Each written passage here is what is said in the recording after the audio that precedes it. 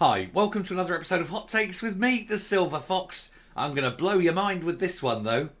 Apparently, and according to the OECD, Scotland's government are below average when it comes to transparency, particularly in budgets.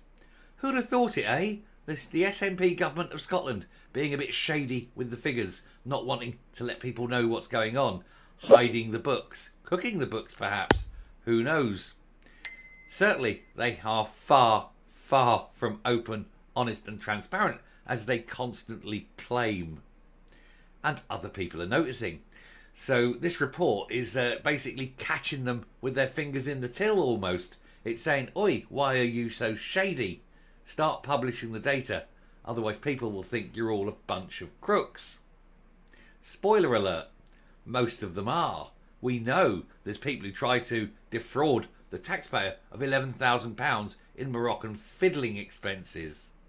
But one and all of them, it seems, the whole government are now being tarred with the same brush. Let's have a look to see why, yet again, the SNP are being revealed as being a bunch of shady, sneaky, secretive tosspots. Here goes. So, Scottish Government below the OECD average for budget transparency. And there isn't a shocked seat in the House, is there? Nobody's sitting there going, golly gosh darn it. New report urges prioritisation of pre-budget statements and regular in-year reports or revisions. In other words, start telling the truth, start telling it regularly, start telling people what they need to know, and be open and honest with your finances. Otherwise, people just assume you're crooks. Ministers have been urged to act after a report found the Scottish Government only publishes limited information about its budget.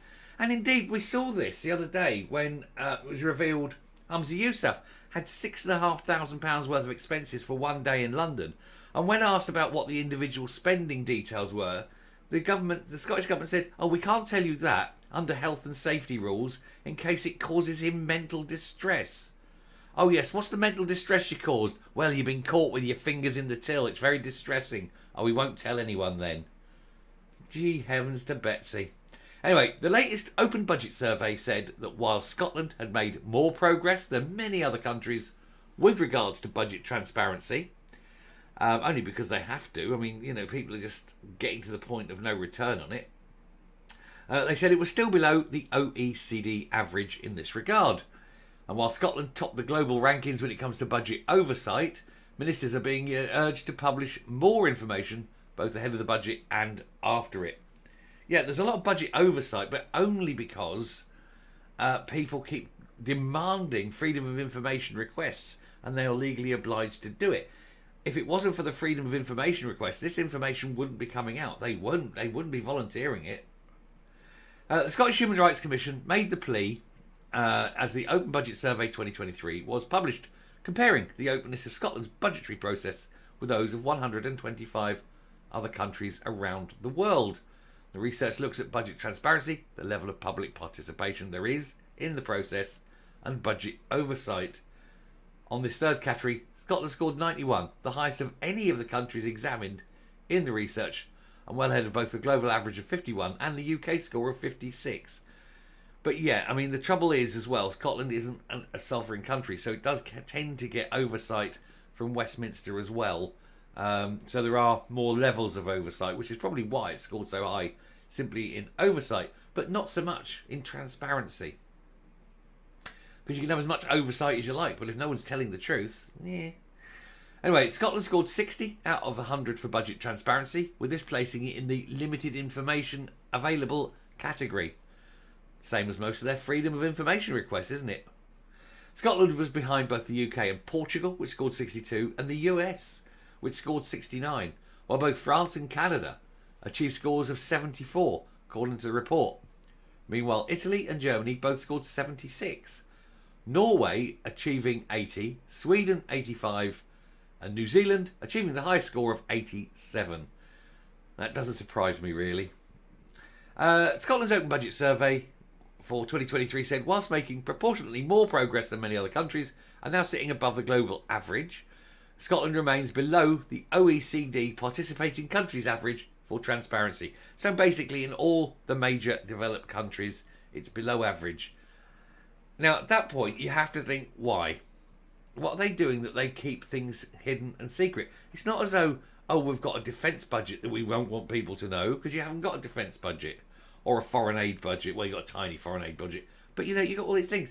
You're so limited in what you can actually spend. Why are you secretive about it? Is it because there's money gone missing? Billions upon billions that have gone missing, and you don't know where it is? Or you don't want people to know what you've done with it? One of the two, isn't it? When money's missing, you either lost it or you've hidden it. Are you crooks or stupid? That's basically the question everyone has to ask. The report highlighted how Scotland had decreased the availability of budget information, of course, saying the 21-22 draft budget was published less than the gold standard of 3 months before the start of the new financial year. It also said there had been delays in the publication of a number of key documents. Yeah, because they got King try them, keep them secret as long as possible.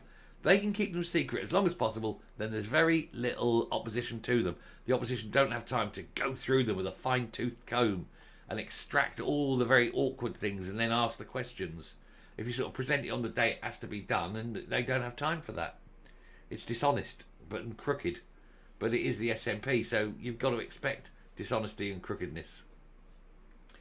Anyway, they said it's never been more important for Scotland's budgetary decisions to be open and transparent in order to support public engagement and facilitate formal and informal oversight.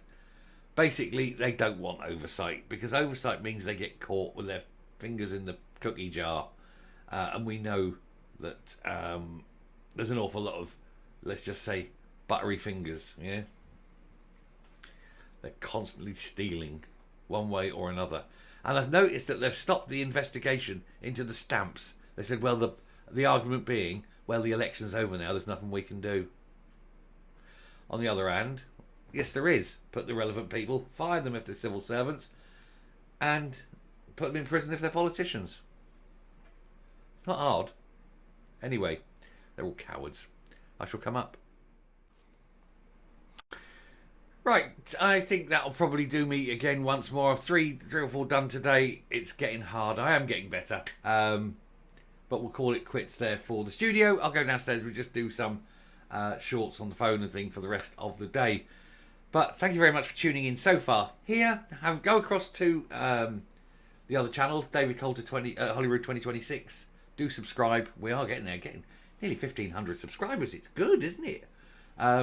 And watch the video that I dropped today and explain why I'm eligible.